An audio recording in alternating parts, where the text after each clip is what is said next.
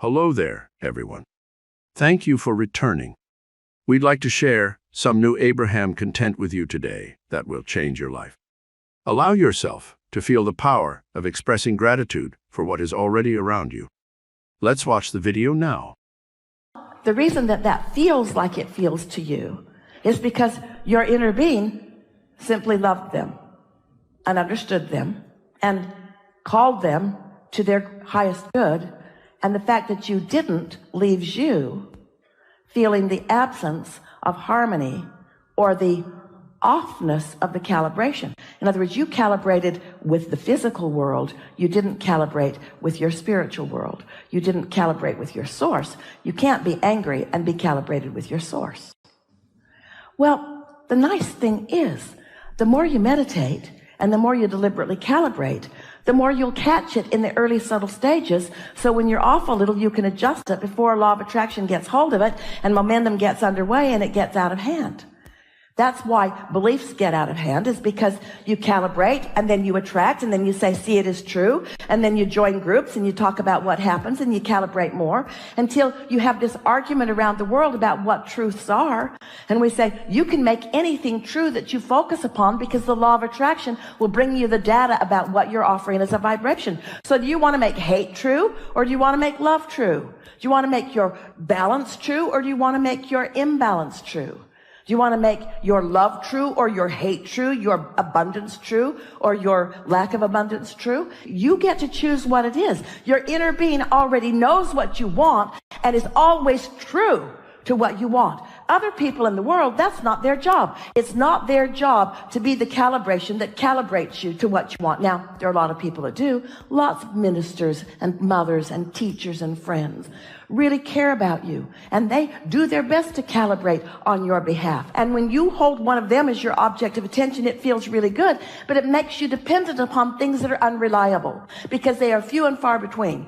Those who will hold steady to who they know you really are when you're behaving in a way that is not who you really are. But your inner being always is there for you. Always is calibratable. Always it is possible to calibrate to your inner being. Well, we're using that word a lot. What do we mean by that? Resonate with it. What else do we mean? Sync. What else do we mean? Feel the emotion of it. Anytime you feel negative emotion, you're not calibrated to your inner being or to what you want. Anytime you feel negative emotion, that's just the way it is. You're calibrated to something else. You're calibrated to your rebelliousness. You're calibrated to what's wrong in the world. You're calibrated to what's wrong in this moment. And most of all, you're calibrated away from who you really are. So you're not replenishing, you're deplenishing. You're not in sync with who you are. You're not in the receiving mode, so good ideas can't flow. You're in the leave your wallet on the counter and drop your credit card between the slot and the floor and trip over your own shoelace and break your own teeth out mode. That's the mode that you're in. You get to choose. It gets better and better and better and better and better, or worse and worse and worse and worse and worse. And you get to decide where along the way you're going to tune in.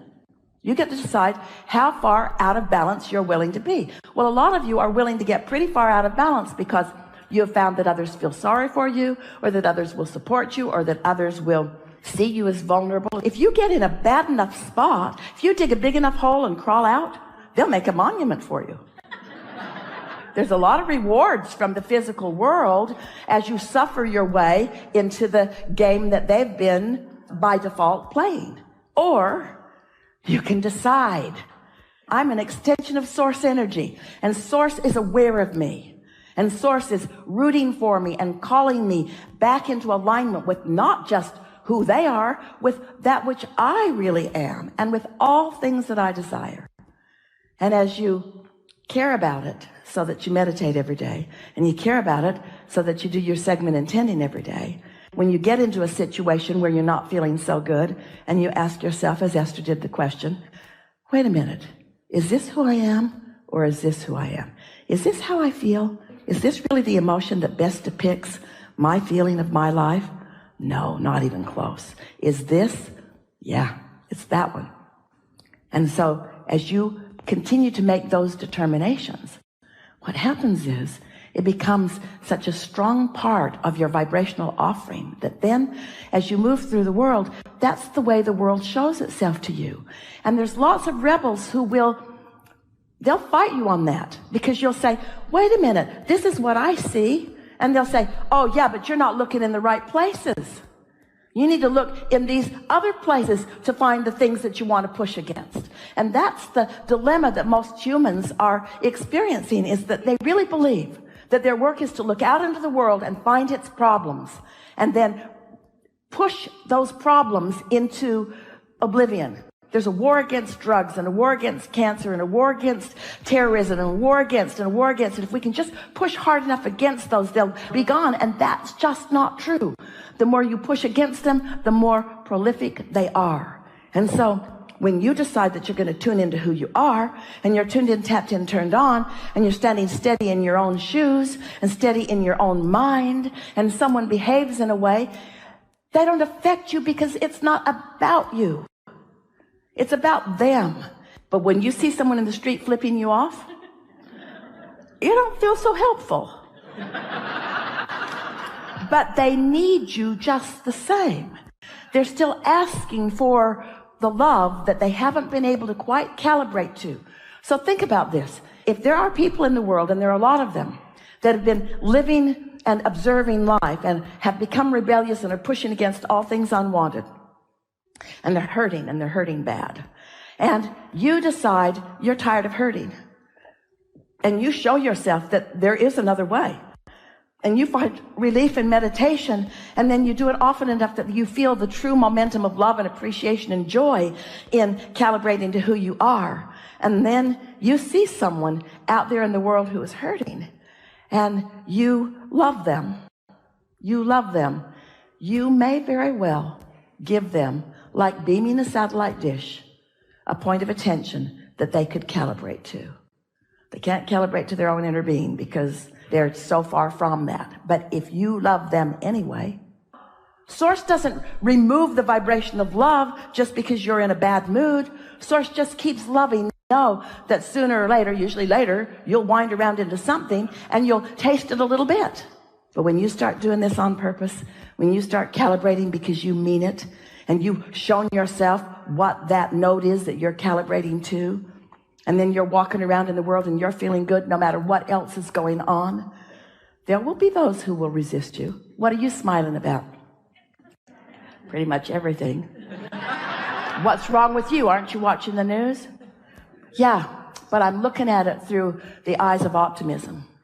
I'm looking at it for solutions. And I believe in the resources that are available to us that are coming forward. And I have enormous optimism for where we're all going. And actually, you might be giving them a lot more than they want, but I believe in our eternalness. I believe that we are eternal. And I believe that right here and now is all I have control over. So if I can't be present now and feel good, then I'm in deep doo-doo. If I need anything to shape up before I can have a knee-jerk positive response to it, then I'm going to be more unhappy than I am happy all of the days of my life. And I am not willing to do that. I've shown myself that happiness is a choice.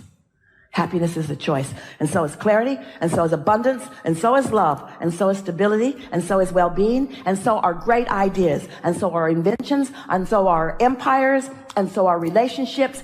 All of it is a choice. It is a choice so easy, so at your fingertips. It is a choice, you see. But you got to start with, am I resentful or am I a lover? You just got to make choices all day long. All day long. Esther put her seat back on the airplane, the half inch that it was willing to go. And she felt it bump the man behind. And she looked right around and she said, did I get you with that? He said, it's okay, you just surprised me. And Esther said, I don't need to recline. He said, no, it's okay. No, I don't need to recline. No, it's okay. They were fighting over who should be the nicest one. That's the kind of rebellion you want to be. Hello, everyone. Thank you so much for all of your love and support over the years. We appreciate all of the positivity and stories you've shared. Please share this video if you like it and let us know what you think.